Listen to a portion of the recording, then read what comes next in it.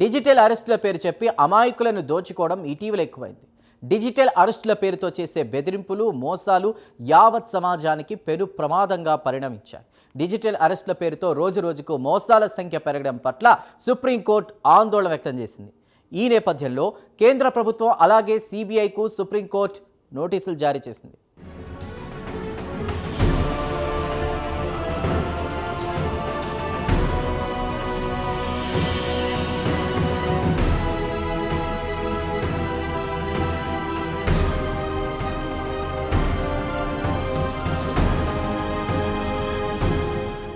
Digital అరెస్టులు ఇటీవల కొత్తగా తెర మీదకు వచ్చినటువంటి మాట ఇది. అమాయక ప్రజలను మోసం చేయడానికి సైబర్ నేరగాళ్లు రకరకాల పద్ధతులు ఎంచుకుంటూ ఉంటారు. కాగా డిజిటల్ అరెస్టులు సైబర్ నేరగాళ్లు ఎంచుకున్న కొత్త పద్ధతి. డిజిటల్ అరెస్టుల పేరు చెప్పి అవతలి వ్యక్తులను భయపెట్టి మోసం చేస్తున్నారు, పెద్ద ఎత్తున డబ్బు కాజేస్తున్నారు. ఈ నేపథ్యంలో డిజిటల్ అరెస్టులు యావత్ సమాజానికి పెను ప్రమాదంగా పరిణమించాయి. కాగా తాజాగా డిజిటల్ అరెస్టుల పేరుతో జరుగుతున్న మోసాలపై సుప్రీంకోర్టు ఆందోళన వ్యక్తం చేసింది. హర్యానాలోని అంబాలాకు చెందిన ఒక సీనియర్ సిటిజన్ ఫిర్యాదు ఆధారంగా సుమోటోగా సుప్రీంకోర్టు కేసు నమోదు చేసింది. ఈ నేపథ్యంలో కేంద్ర ప్రభుత్వం అలాగే సిబిఐకు సుప్రీంకోర్టు నోటీసులు జారీ చేసింది.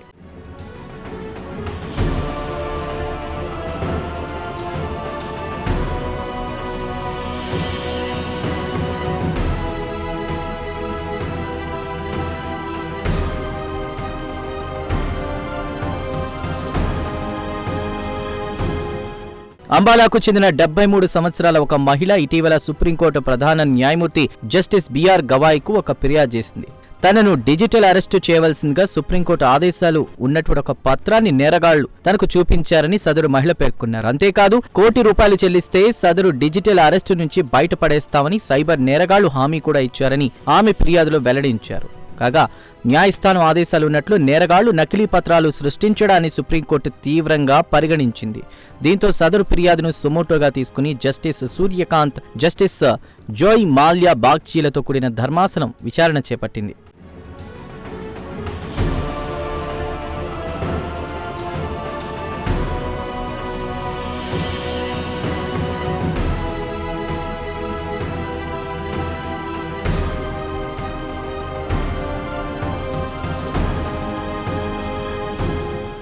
విచారణ సందర్భంగా రోజురోజుకు పెరుగుతున్న డిజిటల్ మోసాలపై సుప్రీంకోర్టు ధర్మాసనం తీవ్ర ఆందోళన వ్యక్తం చేసింది. న్యాయమూర్తులకు సంబంధించిన సంతకాలు, హైకోర్టు ఆదేశాలు ఉన్నట్లు చూపించే నకిలీ పత్రాలను సృష్టించడం చిన్న విషయం కాదని ధర్మాసనం పేర్కొంది. ఇటువంటి డిజిటల్ మోసాలపై సామాన్య ప్రజలకు న్యాయ వ్యవస్థపై నమ్మకం తగ్గుతుందని సుప్రీంకోర్టు ధర్మాసనం వ్యాఖ్యానించింది. డిజిటల్ మోసాలను సామాన్యమైన మోసాలుగా ఎటువంటి పరిస్థితుల్లోనూ పరిగణించలేమని సర్వోన్నత న్యాయస్థానం కుండ బద్దలు కొట్టింది.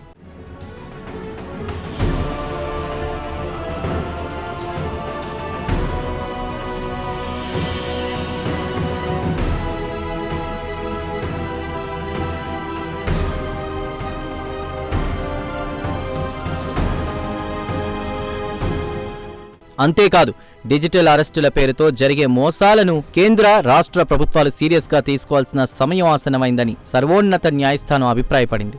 ఈ నేపథ్యంలో కేంద్ర, రాష్ట్ర పోలీసుల మధ్య సమన్వయం అవసరమని పేర్కొంది. అంతేకాదు అంబాలా మహిళ ఫిర్యాదు చేసిన అంశంపై స్పందన తెలియజేయాలని కేంద్రం, సిబిఐ సంస్థలను ఆదేశిస్తూ సుప్రీంకోర్టు నోటీసులు జారీ చేసింది.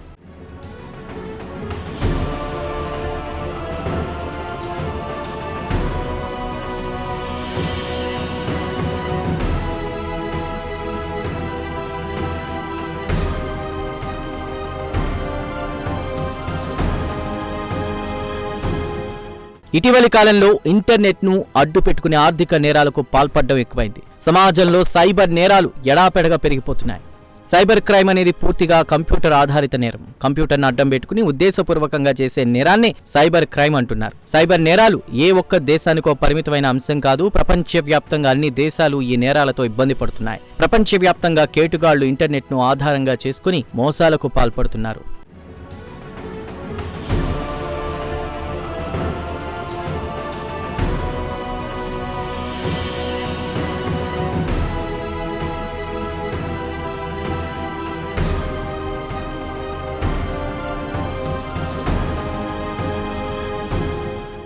సైబర్ నేరాలన్నీ ఒకేలా ఉండవు. ఒక్కో నేరంలో ఒక్కో స్థాయి తీవ్రత ఉంటుంది. దీంతో సైబర్ క్రైమ్లను చూసి ప్రపంచ దేశాలు వణికిపోతున్నాయి.